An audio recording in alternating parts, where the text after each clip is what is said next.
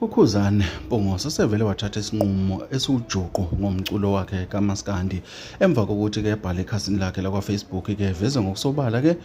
lapha ke ngezinto ezibalulekile uthe ke lapha ke empini zoMaskandi nasekutheni ke kube khona into ayizoyikhuluma ayibhekise komunye umuntu ke uthe ke uyaphuma lapho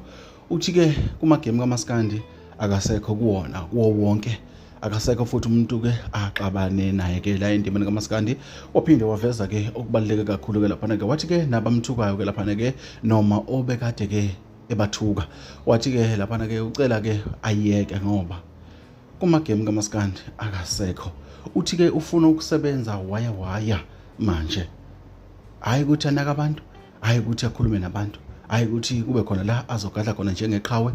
elaziwayo ukuthi ke liyawuthinta nalomuntu lapho uthi cha uzosebenza nje kuphela isinqumo ke lesesikhulu ke sithathwa ke indlamlezi emculo kaMaskandi ke iKing of Blue Lion ke lapha ke bafowethu ke siyamazi uKhuzani Mpungose ke insizwa ke sisebenza kakhulu endimeni kaMaskandi ke yaphinde yahlomula kakhulu singabala izinto eziningi ke lapha ke sike sayibona njengawo ama-award ke nakuyikhuphuka nezakho ke nakwezinye izindawo sikhumbule ke nakumhlaba wenene ke uphinde ke wahlukanisa ke unyaka ke lapha ke njengoba singena kulonyaka omusha ke ngayo ke ingoma yakhe ke ethi ke imbongolo ke nakho ke seveza ke istatement ke lapha ke Facebook wakhe ke ukuthi ke lapha ke akaseze ukutholakala ke impini zoMaskandi ke ngisho ekugadleni ke ngisho ekuphenduleni ke kodwa uthi ufuna ukuphusha ibrand yakhe ke eyigama lakhe iKhuzani